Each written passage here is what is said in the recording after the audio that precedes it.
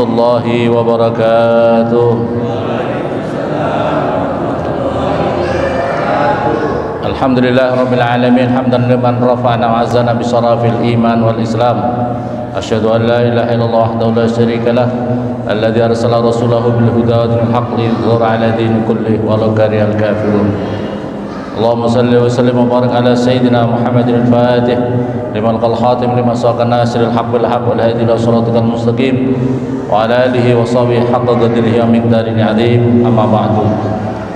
Yang terhormat Komandan Lantamal 10 atau yang mewakili yang sangat saya hormati, para pejabat di lingkungan Lantamal 10, keluarga besar Lantamal 10 yang sangat saya hormati, Ketua Takmir Masjid yang sangat saya hormati, Bapak Imam, Bapak Burhanuddin, Ustadz Burhanuddin yang sangat saya hormati, ibu-ibu masih salim, hadirin wal hadirat yang tidak bisa kami sebutkan satu persatu yang dimuliakan oleh Allah Subhanahu wa taala. Pertama, marilah kita panjatkan puja dan puji syukur kehadirat Allah Subhanahu wa taala atas segala limpah nikmat dan karunia-Nya, nikmat iman, nikmat Islam, kesehatan dan kesempatan, sehingga pada malam hari ini kita bisa hadir di sini dalam rangka memperingati Maulid Nabi Muhammad SAW. Kedua kalinya salawat serta salam semoga senantiasa tercurahkan kepada junjungan kita Nabi Muhammad SAW yang telah mengantarkan kita semua dari suatu alam jahiliyah menuju kepada alam Islamnya. Hadirin wal hadirat yang dimuliakan oleh Allah Subhanahu wa taala, ada orang yang masih bertanya-tanya, ya, kenapa kita perlu memperingati Maulid Nabi Muhammad SAW? Sesungguhnya bapak-bapak, ibu-ibu, sesungguhnya memperingati Maulid Nabi Muhammad SAW itu adalah kalau kita ditanyakan kenapa kita perlu, karena dalam peringatan Maulid Nabi Muhammad SAW itu adalah menjadi media yang sangat baik untuk dakwah Islam. Sesungguhnya di sini, jadi sesungguhnya adalah di sini peringatan Maulid Nabi. Orang-orang membicarakan ini bid'ah atau enggak usah bertanya tentang bid'ah. Bapak-bapak ibu, singkat sedikit sekali, apa itu yang dinamakan bid'ah? Yang dinamakan bid'ah itu adalah setiap amalan yang tidak pernah dilakukan oleh Rasulullah dalam masalah apa ini yang dinamakan bid'ah? Suatu amalan yang tidak pernah dilakukan oleh Rasulullah. Gampangnya seperti ini. Bapak-bapak ibu, kalau kita mau bicara bid'ah seperti ini, semua kita terjebak dalam bid'ah. Bapak-bapak ibu, saya mau tanya, membangun masjid semegah ini, Masjid Al-Mahdi ini di Papua, di Indonesia, ini termasuk ibadah apa enggak, bapak-bapak ibu? Ibadah apa tidak? Rasulullah pernah membangun masjid di Papua seperti ini. Rasulullah pernah enggak bangun Masjid Al-Mahdi di Papua ini, di Lantamal 10 ini, pernah apa enggak? Loh, kalau begitu bid'ah dong yang bangun ini, ya? Bid'ah apa tidak? Jadi yang membangun Masjid Al-Mahdi masuk neraka kalau bid'ah. Begitu. Makanya jangan serampangan mengatakan bid'ah. Jadi bapak-bapak, ibu-ibu, Pak Imam kita ini ngimami sholat di sini tahun 2003. Pak Imam kita ini imam di sini, ibadah apa tidak, bapak-bapak, ibu-ibu? Hadirin yang sejamaah di sini, ibadah apa tidak? Pertanyaannya, Rasulullah pernah ngimami di masjid ini Al-Mahdi, pernah jamaah di Masjid Al-Mahdi, pernah sekualitas ibadahnya Rasulullah? Kalau tidak sekelas kualitas ibadahnya Rasulullah, bid'ah apa tidak?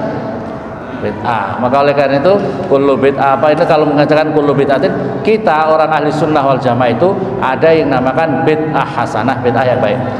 Membaca Al-Quran, bapak-bapak ibu tadi yang adik-adik, membaca Al-Quran ibadah apa tidak? Pakai tag pembacaan Al-Quran, percetakan Al-Quran, ibadah apa tidak, bapak-bapak, ibu-ibu? Pertanyaannya, Rasulullah pernah membaca Al-Quran dengan tag apa tidak? Bapak-bapak, ibu jawab. Rasulullah pernah tidak membaca Al-Quran dengan tag? Tidak pernah, karena Rasulullah ummi. Jadi kalau membaca pakai tag ibadah apa tidak? Kalau ibadah neraka dong. Karena kullu bid'atin dhalalah wa kullu dhalalatin finnar. Maka jangan ini ya, Masya Allah, sangat banyak sesungguhnya, sangat banyak baca hadis Nabi, baca teks. Kalau berguru, bapak-bapak, ibu-ibu, berguru kepada seseorang guru. Rasulullah gurunya siapa? Gurunya Rasulullah siapa?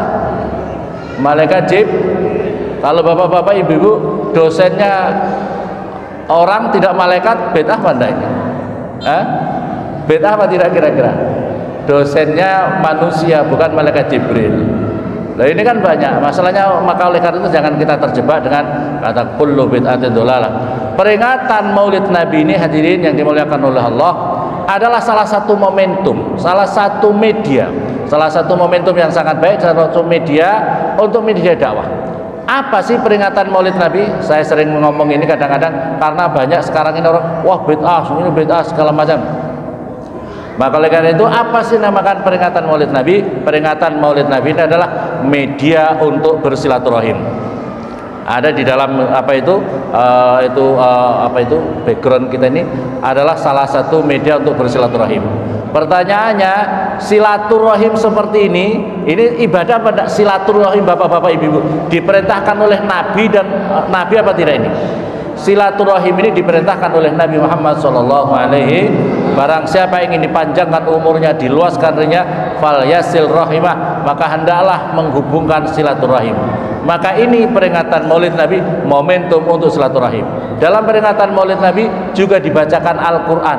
Kita ada yang membaca, ada yang mendengarkan Al-Quran. Itu ibadah apa tidak bapak-bapak ibu-ibu?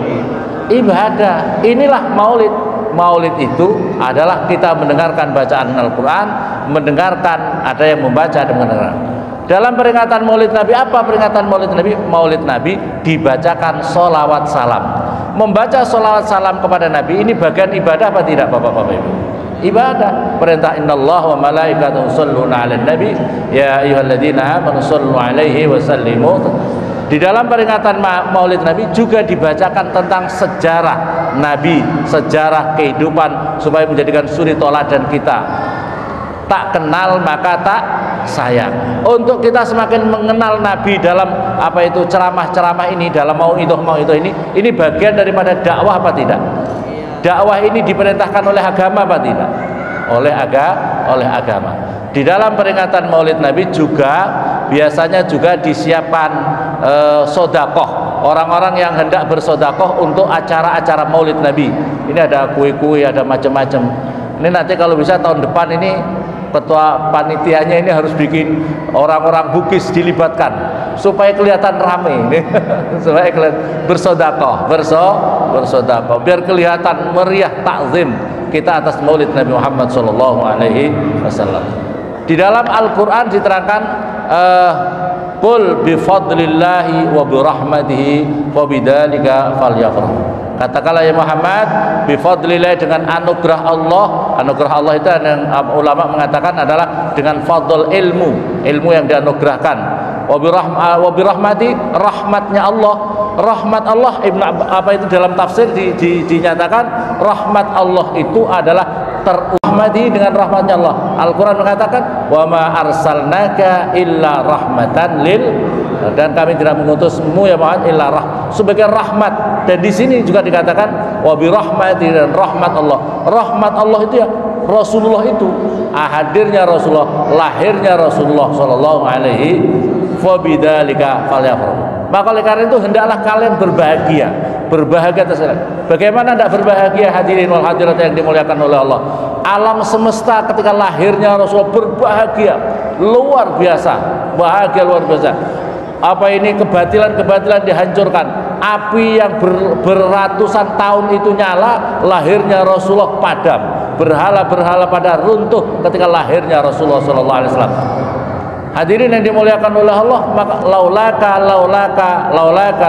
ya Muhammad ma khalaqtul. Andaikan tidak ada kamu Muhammad, aku tidak akan ciptakan alam semesta ini. Terciptanya alam semesta ini hadirin berkah lahirnya Rasulullah, berkah nurnya Rasulullah sallallahu alaihi wasallam. Bagaimana kita tidak bahagia masyaallah muslimin? Kalau kita punya anak, kalau kita punya keluarga yang melahirkan anak, wajarnya kita itu bahagia apa tidak Bapak-bapak Ibu? Kita punya anak bahagia apa tidak? punya keluarga kita, punya anak, punya cucu, bahagia apa tidak? Cucu kita, anak kita yang lahir saja kita bahagia, yang belum tentu anak kita ini betul-betul akan bisa menjadikan anak soleh solehah yang mengantarkan orang tua masuk surga atau tidak, itu aja bahagia. Yang Rasulullah jelas-jelas mengantarkan kita semuanya, asbab turunnya hidayah, asbab turunnya hidayah kita semua menjadikan orang-orang selamat dunia akhirat sebab dakwahnya Rasulullah. Kok kita tidak bahagia? Kok kita tidak bahagia? Maka oleh karena itu kalau ada orang mempertanyakan kenapa kamu harus berbahagia atas lahirnya Nabi, seolah-olah dia bertanya, Sayyid Muhammad Ali al-Malik al-Hasani seolah-olah dia bertanya, limadha tafrahuna bimaulidin Nabi sallallahu alaihi wasallam, kenapa engkau harus berbahagia atas lahirnya Nabi Muhammad? Jadi kalau ada yang mempertanyakan maulid Nabi itu seolah-olah dia bertanya, kenapa engkau harus bahagia atas lahir Muhammad sallallahu alaihi, dan itu tidak layak bagi orang yang cerdas akalnya. Betul apa betul? Betul apa betul? Masyarul muslimin yang dimuliakan oleh Allah Subhanahu wa taala. Maka oleh karena itu, Bapak-bapak, Ibu-ibu, ini perbedaannya. Perbedaannya kalau Nabi diperingati hari lahirnya. Tapi kalau ulama-ulama, kalau kita orang tua kita meninggal, yang diperingati hari wafatnya. Ini bedanya, Bapak-bapak, Ibu ya. Karena kelahiran Nabi itu kebahagiaan yang paling utama buat kita semua. Kebahagiaan buat alam semesta ini, rahmatan lil alamin ini. Tapi wafatnya Nabi adalah kesusahan yang sangat mendalam buat kita. Maka oleh karena itu kita tidak menyelenggarakan peringatan hari wafatnya Rasulullah, tapi yang kita peringati hari lahirnya Rasulullah Shallallahu Alaihi Wasallam. Tapi kalau kita ulama-ulama, kiai, orang tua kita wafat, maka kita memperingati setiap tahunnya, minimal setiap tahun kita peringati. Sebab apa? Seseorang itu kalau selain Nabi, ulama-ulama dikatakan sukses hidupnya itu kalau dirinya wafat dalam keadaan husnul khotimah. Jadi kalau dia wafat seorang ulama besar, mohon maaf ya, ini seorang ulama, seorang pejabat, seorang ulama, seorang orang tua kita meninggal kalau dia masih dalam keadaan husnul khotimah dengan membawa iman, maka dia orang sukses, maka dia orang-orang yang berhasil. Tapi kalau dirinya wafat tidak dalam keadaan husnul khotimah, maka dikatakan tidak berhasil. Maka oleh karena itu kita jangan sampai tertipu. Jadi siapapun juga kita, seorang ulama, seorang ustadz, seorang muslim, seorang pejabat, seorang rakyat biasa, yang hati-hati itu adalah kita hidup bagaimana akhir hidup kita. Mati kita dalam keadaan husnul khotimah apa tidak? Itu yang harus kita pikirkan. Jadi mati kita ini dalam keadaan husnul khotimah apa tidak? Sehingga mati kita layak untuk dijadikan suri toladan, menjadi contoh buat anak turunnya. Jangan sampai matinya kenapa? Karena ngerampok. Masya Allah, anaknya itu malu bikin. Bapak kamu sama, oh si perampok itu malu, ya apa tidak? Bapak kamu mati karena digantung, dieksekusi gara-gara narkoba. Waduh, malu apa tidak?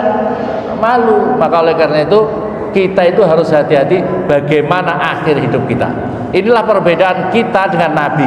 Kalau Nabi kita peringati waktu lahirnya, tapi kalau ulama atau kita semua diperingati waktu wafatnya dalam keadaan husnul khotimah. Bapak-bapak, ibu-ibu yang dimuliakan oleh Allah Subhanahu wa taala. Tapi memang hadirin, di dalam keterangan hadis Nabi, di dalam keterangan hadis Nabi,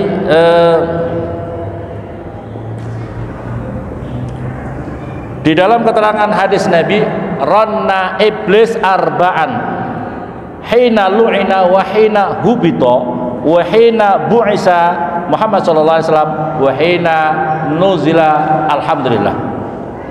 Iblis itu hadirin yang dimuliakan oleh Allah. Ibu-ibu saya mau tanya, ibu kenal dengan iblis, Bu? Kenal tidak? Tidak pernah ketemu tapi sering diikuti, ya bapak-bapak, ibu-ibu. Iblis itu menjerit, marah, jengkel. Iblis itu marah, jengkel gara-gara 4 hal. Yang pertama, hina lu'ina. Iblis itu marah, jengkel, menangis, menjerit 4 kali. Yang pertama ketika dilaknat oleh Allah Subhanahu wa taala. Ketika dilaknat disuruh memberikan hormat kepada Nabi Adam, tidak mau. maka kemudian dilaknat beserta seluruh keturunannya menjadi ahli neraka. Ini yang pertama. Yang kedua, marah, jengkel, menjerit ketika diturunkan dari surga. Ini marah, jengkel, dan menjerit. Yang ketiga adalah hina bu'isan Nabi, atau ketika diutusnya Nabi Muhammad. Dalam keterangan yang lain itu hina wulida, ketika dilahirkan Nabi. Dalam keterangan lain ketika diutusnya atau terutusnya Nabi Muhammad sallallahu alaihi wasallam. Yang keempat adalah ketika diturunkannya Al-Qur'an. Ketika diturunkan surat Al-Fatihah, alhamdulillah, bismillah, alhamdulillah itu. Jadi bapak-bapak, ibu-ibu, dalam hadis Nabi, ibu-ibu dengar, ibu, siapa yang paling jengkel, marah atas lahirnya Nabi Muhammad tadi siapa? Siapa yang paling jengkel dan marah atas lahirnya Nabi Muhammad siapa? Jadi kalau ada orang sekarang tidak suka, membenci peringatan Maulid Nabi, berarti ibu-ibu yang bicara ya. Berarti ibu-ibu yang jadi yang paling jengkel, paling marah atas lahirnya Nabi Muhammad itu iblis. Jangan-jangan kita itu jangan sampai termasuk ajudannya, jangan sampai jadi ajudannya Bapak-bapak, ibu-ibu yang dimuliakan Allah Subhanahu wa taala. Saya menulis di dalam kitab di dalam kitab An-Ni'matul Kubra al-Alam. Di antara hikmah-hikmah peringatan Maulid Nabi Muhammad sallallahu alaihi wasallam. Wa qala Al-Hasan Al-Basri, diriwayatkan oleh Hasan Al-Basri, seorang tabi'in, seorang Hasan radhiyallahu anhu, wadittu law kana li jabal Uhud. Saya senang sekali andaikan saya punya uang, harta sebesar gunung Uhud emas, maka saya infakkan semuanya untuk dibacakan Maulid Nabi Muhammad sallallahu alaihi wasallam. Saking pentingnya peringatan Maulid Nabi Muhammad sallallahu alaihi wasallam. Ini tabi'in, Hasan Al-Basri. Hasan Al-Basri ini tabi'in, dan beliau mengatakan andaikan aku punya uang satu emas gunung Uhud, maka aku infakkan untuk jalan peringatan Maulid Nabi Muhammad SAW. Maka oleh karena itu hadirin yang dimuliakan oleh Allah, peringatan Maulid Nabi itu barokah luar biasa, menimbulkan berkah luar biasa. Maka oleh karena itu kalau bisa peringatan Maulid itu tidak hanya di masjid-masjid saja yang mendapatkan berkah masjidnya, kalau bisa rumah-rumah kita peringati, rumah-rumah kita bacakan Maulid di rumah kita, walaupun tidak banyak orang, mungkin 10 orang datangkan di rumah, kemudian dimasakkan, dibikin Maulid. Rumah-rumahnya itu biar barokah. Rumah-rumah yang dibacakan Maulid itu barokah 1 tahun ke depan. Jadi rumahnya menjadi berkah. Bapak-bapak, ibu-ibu, rumah yang berkah itu indikatornya adalah anak-anak kita, keluarga kita, suami istri yang ada di rumah itu menjadi orang yang semakin mudah untuk mengikuti perintah-perintah agama. Ya, rumah yang tidak berkah adalah rumah yang di situ mungkin dirinya hartanya banyak, tapi tidak menjadikan sebab dirinya, keluarganya mudah untuk mendekat kepada Allah Subhanahu wa taala. Berarti rumahnya tidak barokah. Waqala Al-Junaid Al-Baghdadi, Imam Al-Junaid Al-Baghdadi, bapak-bapak ibu-ibu boleh lihat di Google siapa Imam Al-Junaid. Imam Al-Junaid Al-Baghdadi, beliau itu menyatakan di dalam sebuah makalahnya, man hadara maulidan Nabi sallallahu alaihi wasallam, barang siapa mau memeriahkan, bapak-bapak ibu, barang siapa memeriahkan peringatan Maulid Nabi Muhammad SAW, maka sungguh dirinya telah orang itu beruntung di keimanannya. Orang itu beruntung imannya. Jadi memeriahkan. Jadi maka karena itu bentuk memeriahkan ini seperti ini, dihias. Masjidnya Al-Mahdi semakin cakep, amin Allahumma. Semakin bagus, amin Allahumma. Barokah tambah berkah, amin Allahumma. Insyaallah. Saya tadi Al-Mahdi semakin cakep, Masya Allah, ya, semakin cakep. Pak Ketua Takmirnya, Masya Allah, terima kasih. Semoga berkah, beliau bekerja dimudahkan oleh Allah Subhanahu wa taala. Amin Allahumma. Wa qala al-ma'ruf al-karhi qaddasallahu sirrah, man hayya ta'aman li ajli qiraati maulidin Nabi sallallahu alaihi wasallam, barang siapa menyiapkan makanan, hidangan, kue-kue, minuman untuk peringatan Maulid Nabi Muhammad sallallahu alaihi wasallam, wa jama'a ikhwana, dikumpulkan saudara-saudaranya, wa tabakhara wa ta'attara wa labisa wa auqada sirajan, membikan lampu-lampu, terus kemudian disiapkan tempat yang baik lah, sebaik-baiknya dalam peringatan Maulid Nabi. Hasarallahu yaumil qiyamah, maka orang itu akan digiring nanti di hari kiamat ma'al firqatil ula, beserta rombongan yang pertama, yaitu minan nabiyyin, beserta nabi-nabi, wa kana fi a'la illiyin, maka orang itu di surga a'la illiyin, setinggi-tingginya surganya Allah Subhanahu wa taala. Maka oleh karena itu yang dimuliakan oleh Allah Subhanahu wa taala, ini pentingnya kita memperingati Maulid Nabi Muhammad sallallahu alaihi wasallam.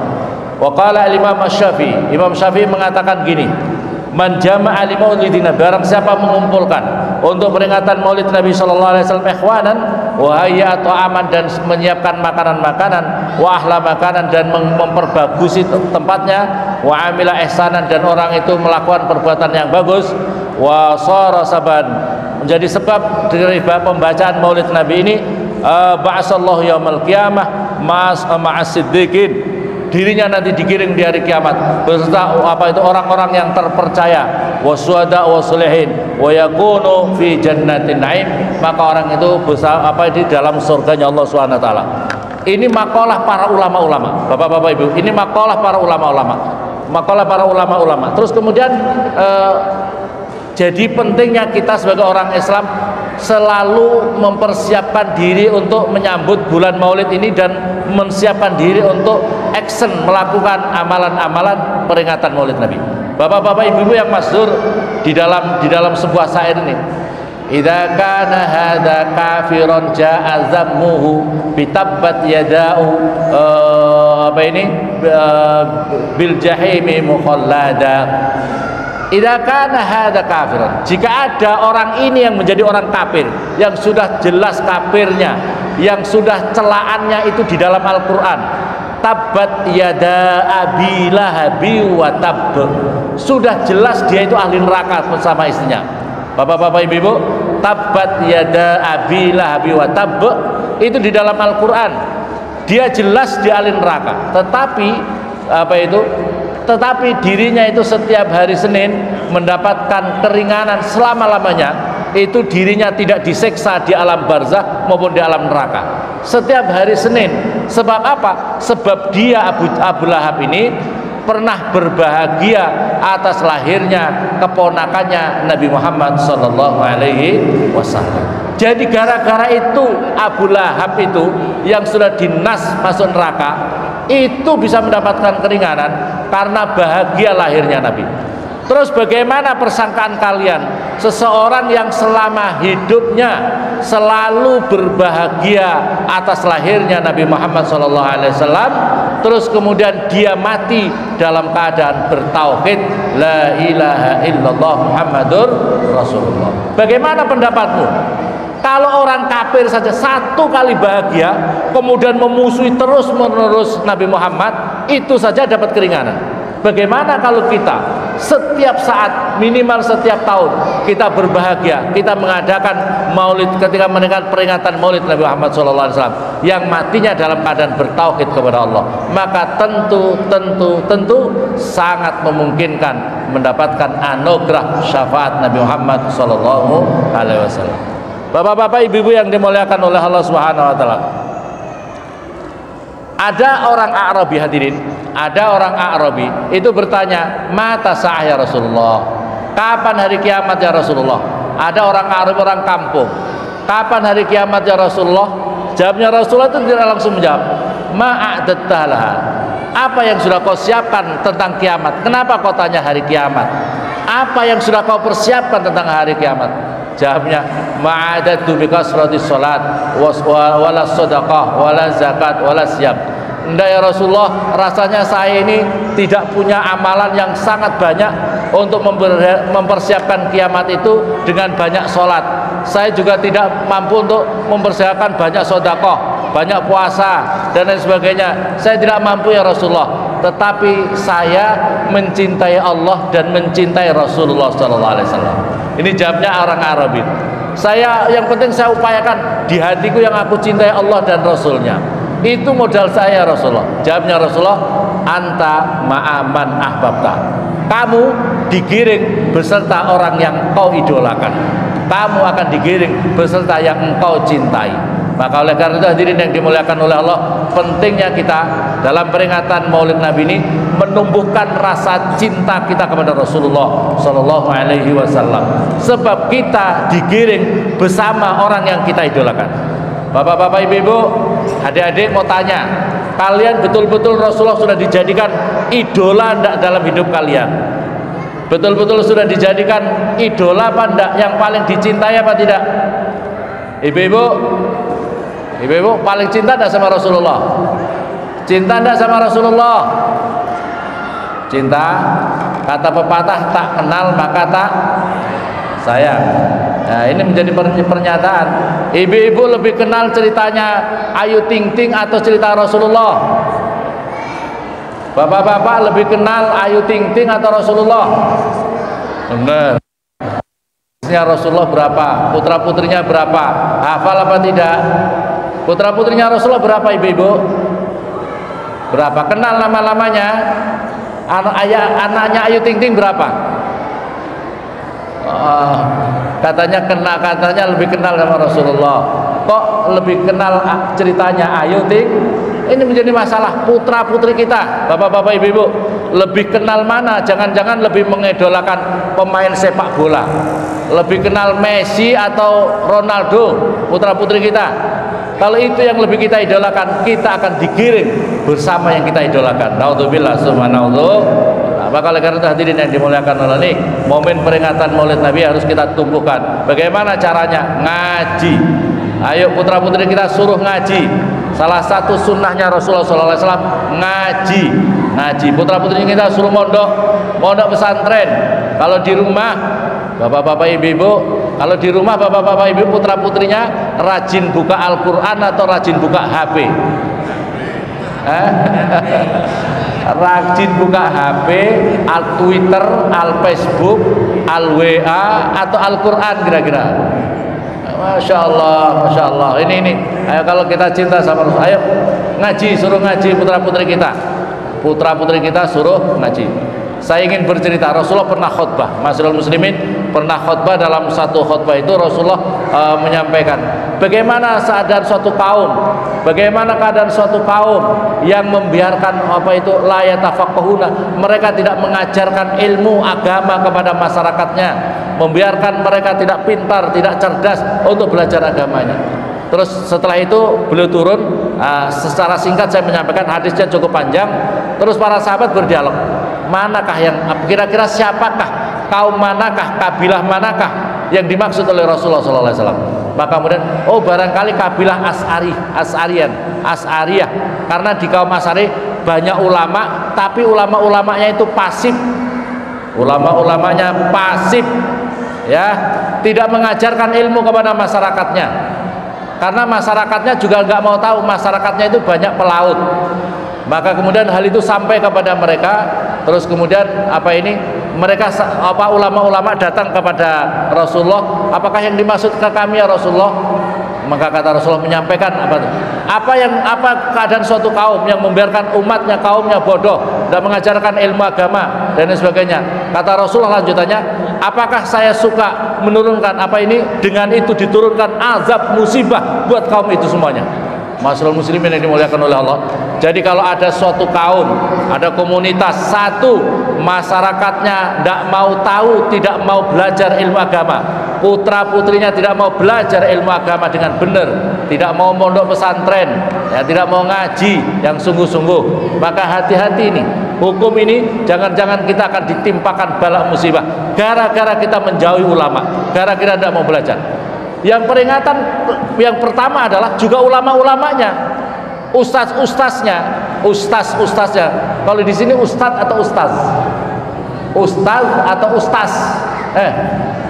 Kalau di Papua ustaz atau ustaz? Ustaznya dia mau mengajarkan agama. Ustaznya itu sekarang ini kadang-kadang mainnya begini ya. Oh, saya kan kontrak saya itu hanya jadi ngajar TPQ saja, tidak mau ngurus yang lain. Tidak boleh. Tugasnya seorang ulama itu ngaji, ngajar ngaji terus menerus. Jangan terpaku dengan kontraknya. Kontraknya jadi imam, terus tidak mau ngajar ngaji, terus tidak mau ngurus majelis taklim, terus tidak mau ngurus yang lain. Loh, jangan kontraknya saja. Tugas ulama itu mursyidun lil ummah, menjadi apa itu mursyid, menjadi penunjuk kepada seluruh umat. Jangan terus kemudian gara-gara sekarang ini karena kontrak itu, wah kontrak saya kan hanya ngurusi apa itu ngurusi marbot masjid, tidak mau ngajar ngaji, tidak boleh. Tugas seorang ulama, tugas seorang ustadz itu harus ngajar ngaji. Jangan sampai meninggalkan ngaji. Paham ya? Paham ya? Ini masalahnya. Ini kata Rasulullah. Jangan-jangan orang-orang yang ngalim. Kenapa? Orang-orang yang ngalim tidak mau mengajarkan ilmunya. Ayo, yang ngalim ngajar ngaji. Ngajar ngaji di masjid, ngaji tafsir Al-Quran, pakai kitab tafsir Al-Quran. Jangan akal-akalan. Tafsir Al-Quran harus jelas tafsirnya apa. Pakai hadis Bukhari, pakai hadis Muslim, baca kitab di sini, di masjid-masjid. Insya Allah kalau orang-orang alim seperti ini, dia tidak akan diazab, tidak diturunkan balak musibah, kata Rasulullah SAW. Pentingnya ngaji. Yang ngalim harus menebarkan ilmunya, menyebarkan ilmunya dengan ikhlas. Orang masyarakat umum harus ngaji kepada orang ulama. Kalau seperti ini, bersinergi seperti ini, insya Allah rahmatnya Allah selalu diturunkan. Ini berkah Maulid Nabi Muhammad Sallallahu Alaihi Wasallam. Ma'asyiral muslimin yang dimuliakan oleh Allah Subhanahu Wa Taala. Ada seorang sahabat, satu mungkin barangkali terakhir. Seorang sahabat itu khidmat sama Rasulullah, khidmat sama Rasulullah SAW. Khidmat itu dia pokoknya semalam dia jaga terus. Rasulullah yang dibutuhkan mau ambil wudhu, langsung beliau yang menyiapkan. Airnya terus dituangkan kepada Rasulullah untuk wudhu. Mau menyiapkan kebutuhan-kebutuhan langsung disiapkan. Ini orang Masya Allah khidmatnya luar biasa, ngabdinya sama Rasulullah. Terus setelah itu Rasulullah bertanya, apa yang kau minta? Apa yang kau minta wahai sahabatku? Enggak ya Rasulullah, saya ingin minta satu saja ya Rasulullah. Apa itu? Saya ingin supaya menjadi temanmu. Saya terus menjadi temanmu, murafaqaka fil jannah, menjadi temanmu di dalam surga nanti ya Rasulullah. Apakah ada yang lain? Tidak ya Rasul, itu saja ya Rasulullah. Ya Allah, sahabat Nabi. Terus apa Rasulullah mengatakan, tolong aku dengan engkau memperbanyak sujud, Kata Rasulullah, tolong aku supaya kamu menjadi temanku masuk surga, perbanyak sujud. Maka oleh karena itu bapak-bapak ibu, coba kalau bapak-bapak yang ditanya sama Rasulullah, apa yang dikatakan Rasulullah jadi. Kira-kira bapak-bapak tanya, inginnya apa bapak-bapak? Ya ingin masuk surga ya Rasulullah, terus jabatanku naik ya Rasulullah, terus bisnisku lancar ya Rasulullah, terus apa lagi? Oh banyak sekali kalau kita yang dimantap ya. Tapi orang ini pokoknya ingin bersama Rasulullah di surganya Allah Subhanahu Wa Taala. Yang berikutnya lagi bikas roti sujud. Bapak-bapak, ibu-ibu, jadi istimewa kalau kita ingin qabul hajat-hajat banyak sujud. Ada cara sholat hajat. Bapak-bapak, ibu, sholat hajat Nabi Khidir. Sholat hajat Nabi Khidir itu caranya gini. Sholat hajat, sholi sunatul hajat, rakaat ini, rakaat pertama setelah Fatihah baca Al-Kafirun 10 kali. Rakaat kedua setelah Fatihah baca Al-Ikhlas 10 kali. Assalamualaikum, sujud lagi. Dalam sujud itu bapak-bapak ibu membaca pertama sholawat 10 kali. Terus subhanallah walhamdulillah wala ilaha illallah wallahu akbar 10 kali. Terus rabbana atina fid dunya hasanah wa fil akhirati hasanah 10 kali. Terus minta sama Allah dalam sujud, ya Allah saya mohon kepadamu ya Allah anugerahkan sehat lahir batin. Ya Allah anugerahkan ya Allah umpamanya jabatanku diberikan kemudahan jabatanku ya Allah, diberikan mudah, dilindungi kami dari seluruh bala musibah fitnah ya Allah. Mudahkanlah dengan semudah-mudahnya. Ya Allah bisnisku diberi lancar. Ya Allah anak turunku menjadi anak soleh-solehah, barokah manfaat dunia akhirat. Minta sama Allah dalam sujud. Istimewa, orang doa yang istimewa itu adalah ketika seseorang dalam keadaan sujud ya. Ada yang dalam sholat, ada ini di luar sholat, tapi assalamualaikum langsung sujud lagi. Selesai, sudah duduk berdiri langsung melanjutkan dengan zikir-zikir atau yang lainnya. Maka saudara bapak-bapak boleh menemukan Allah, ini barangkali yang ingin saya sampaikan. Peringatan Maulid Nabi Muhammad SAW ini adalah bagaimana kita menjadikan Rasulullah suri toladan. Yang berikutnya lagi adalah dengan kita memperbanyak sujud. Nah, kalau kita ingin bersama Rasulullah dalam hadis lain, kalau kita ingin bersama Rasulullah di surganya Allah dengan memperbanyak sujud, sholatnya jangan ditinggalkan. sholatnya jangan ditinggalkan, ditambah dengan sholat sunnah. Yang berikutnya lagi, jangan sampai meninggalkan membaca sholawat minimal 100 kali.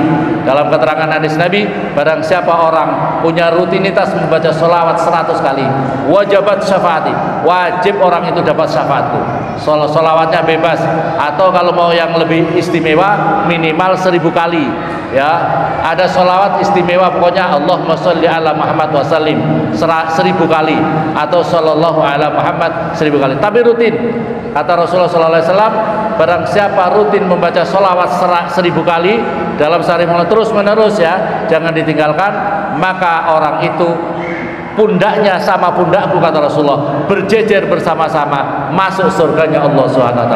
Jadi seolah-olah tidak ada yang lain, pokoknya pundaknya sama pundakku jejer bersama-sama dalam barisan Rasulullah masuk surga. Amin Allahumma amin. Semoga Allah SWT dengan peringatan Nabi kita ini Muhammad SAW, kita semua yang hadir, anak turun kita mendapatkan syafaat dari Rasulullah. Jadikan kita semua, keluarga kita, anak turun kita menjadi orang-orang yang selalu terus menerus mencintai Rasulullah, sehingga kita mendapatkan syafaat Nabi Muhammad SAW.